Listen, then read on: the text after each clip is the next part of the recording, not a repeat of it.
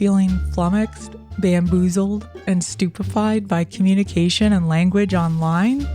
And how exactly did LOLcats irreversibly change the course of the English language? Welcome to Audiobook Reviews in 5. This is Jana, also known as Yana, and today I'm reviewing Because Internet: Understanding the New Rules of Language by Gretchen McCulloch and read by the author.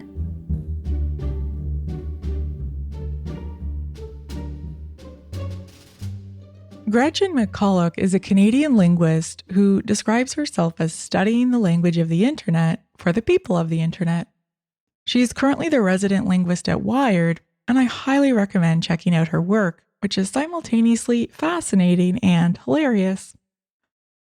I feel about linguistics much the same way I feel about sushi. That is to say, I'm grateful that there are those willing to toil for many years and dedicate themselves to creating delightful and artfully crafted things for me to consume, because I have neither the discipline nor ambition to do so.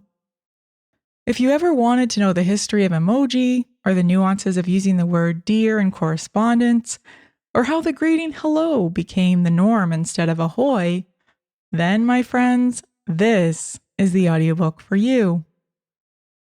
Because Internet also includes some analysis on what type of Internet personality type or generation you fall into. Much like Jennifer Shalai, who reviewed McCulloch's book in the New York Times, I am probably what McCulloch would call the semi-Internet people, those who somewhat, quote, define themselves by ambivalence toward technology and an orientation toward offline relationships over online ones, unquote.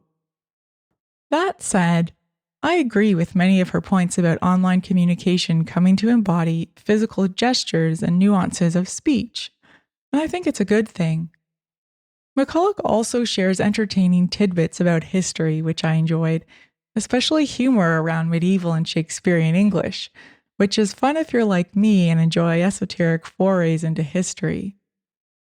All of this should serve to comfort those who fear the demise of communication, which, by the way, is not a new fear.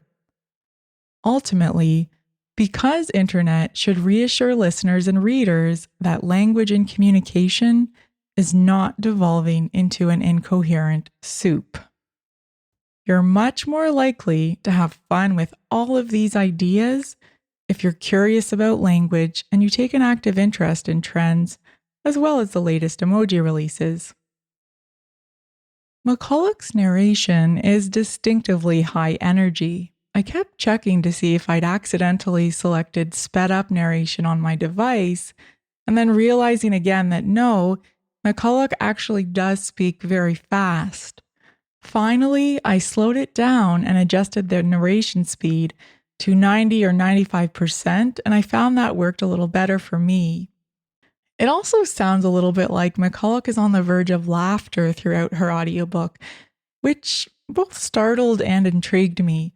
After all, if someone can get this excited about linguistics while reading their own audiobook, which undoubtedly took many years to work on, research, write, and revise, surely I should persevere in listening to her experiences of disappointment looking through an archive of photocopied mid-century memes. No? Yes, that is a thing. And if you want more samples of how McCulloch sounds, check out her podcast, Lingthusiasm, which BuzzFeed describes as joyously nerdy.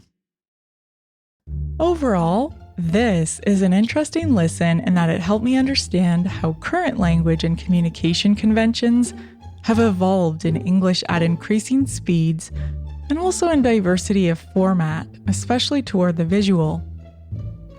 If you'd like to see more visual references in her work, I understand the paperback edition of Because Internet came out this week, so check it out.